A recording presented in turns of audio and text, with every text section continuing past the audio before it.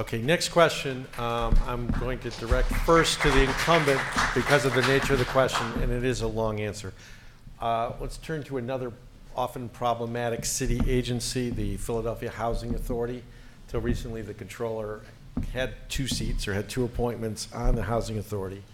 But in recent years, we have seen serious problems at the authority. Some had to do with the personal behavior of the director, but some also had to do with some out of control and loose spending around employee perks, travel, and other things like that. So first, Mr. Bachowicz, I want to ask you, given that you had clear input and representation on the board, were you asleep at the switch during the problems under Carl Green? No. As a matter of fact, I was fighting with Carl Green, but we had that old Philadelphia phenomenon that Mark Zecker referred to of the savior. When they hire Paul Vallis to be head of the school district, you're not supposed to question him. When they hire Arlene Ackerman and Heidi Ramirez raises questions, she gets run out of town from the School Reform Commission because Arlene Ackerman says, I can't do my job, I'm too busy answering your questions.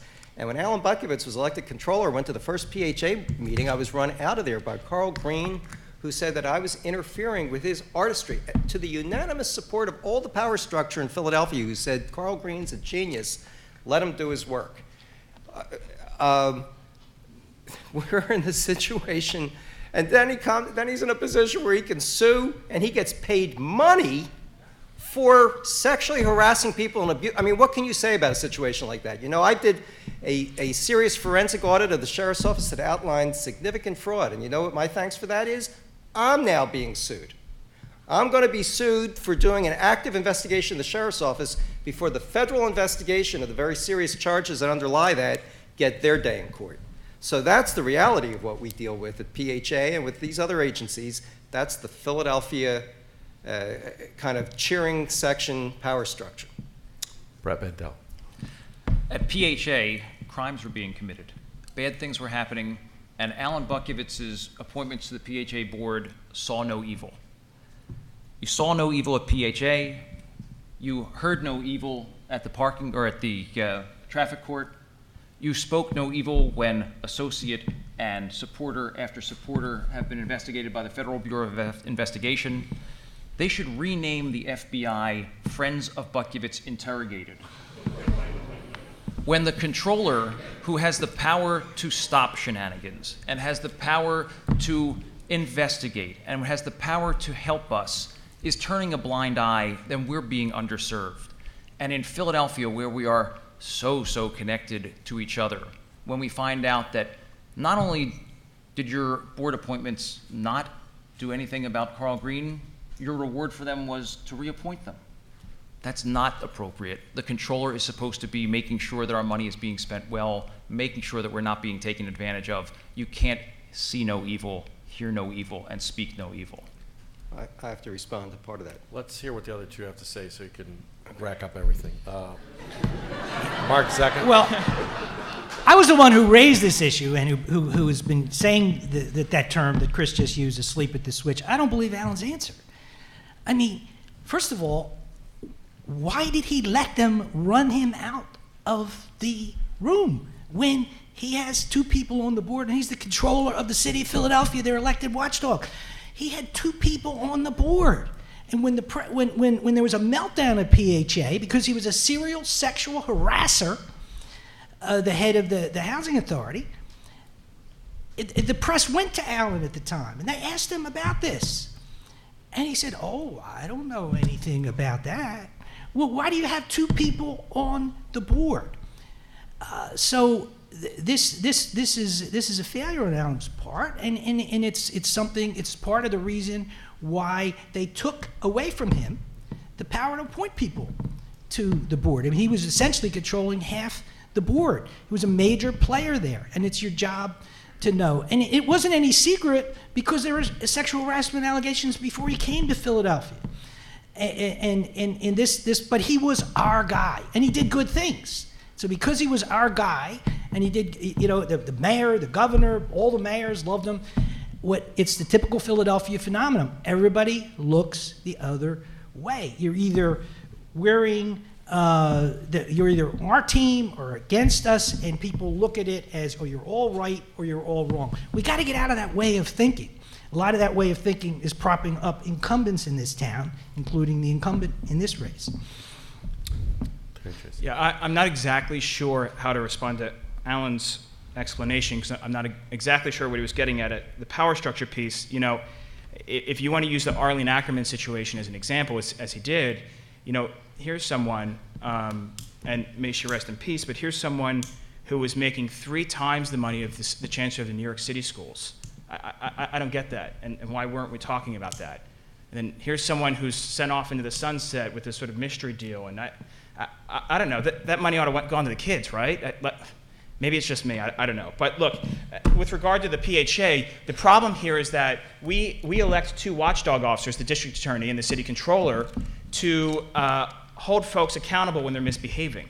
And the problem that we have is that the FBI has to come in and do all the work. So if that's the way it's going to be, that the feds have to clean up our house, then why don't we just save the money on the 2 offices, not just our salaries, but the entire office, and send it to the schools, or give folks a tax cut or something like that, because it's not working. The city controller, especially with a board position, I mean, really? Board position, no board position, frankly. With this nonsense that was going on in the PHA, these guys should have been held accountable sooner, taken to task, put in jail, and saved us a lot of aggravation. I'm going to give the incumbent 30 seconds to respond. Brett's very blithe and very cute, but we're the only controller's office in 60 years. He is kind of cute. The only controller's office in 60 years that has invested the resources, has become a credible anti-corruption agency, and is referring cases to the FBI and the U.S. Attorney's Office. We did it in the Sheriff's Office. We did it in the charter school situation where they fought us and said that we don't have jurisdiction. We had to painstakingly put together evidence from 990 tax forms and public records. And the FBI came to us. And you know what they said? How did you do this? Would you teach us how to do it? So I wish that we had the resources and the Batman-type capacity to have 20/20 hindsight vision on everything and to figure things out in every context before they happen. We've done it quite substantially. There were very significant people, mayors of Philadelphia, the leaders of Philadelphia, who invested in PHA, invested in Carl Green, who said, knowing that the guy was a sexual predator in Detroit, they gave him a clean bill of health and brought him to Philadelphia. And now these gentlemen are saying, why didn't somebody say something about it? Somebody did say something about it. Everybody knew about it. So why didn't your board members do anything about it? Because the mayors decided that Carl Green was a guy that could break the unions and that he could make the trains run on time. And frankly, they handed these women over on a silver platter, and then they compounded it by paying him what, $600,000? He sued because he was fired because he was sexually harassing people, and that same leadership. That's not me that authorized that settlement. But that's why we elected you, the mayor's not your boss. Can I get into? I mean, but he's basically saying he went with the program. He shut up when he should have spoke up. Alan, that could have what he's been saying. my wife, that could have been your wife, that could have been my daughters, and you said nothing. Your board members said nothing, and after all of this, you reappointed them. No, Brett, that's not true. Carl was hired in 1998. When did you reappoint your board members? 2009. And why didn't they uncover all of this? The letters that were sent to you, the investigations that should have happened, nothing? No, I did raise a question on the letter that was sent by John Elliott, who frankly, John Elliott and his client are the real heroes in this case. This wasn't, by the way, the FBI hasn't done anything on this case. They haven't found any crimes.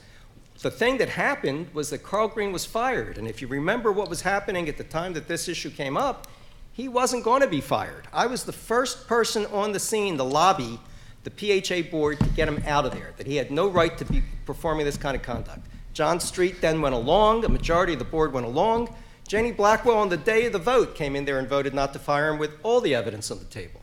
So it's kind of convenient to try to slice and dice and repackage this, and you got sound bites and you got a couple seconds, and you can create a misimpression that you're so adept at, Brett, all the time, this kind of snarky smear stuff. But I know what the facts are, and I know that I fought in that context just like I fought in every other context for honest government in Philadelphia. It was a good thing we had you at PHA, or maybe or is some it a real private things. conversation? Whoa. Yeah. Or is it a private conversation? I'm sorry, Greg. Okay. I'm going to change the mood. Thank you for that exchange.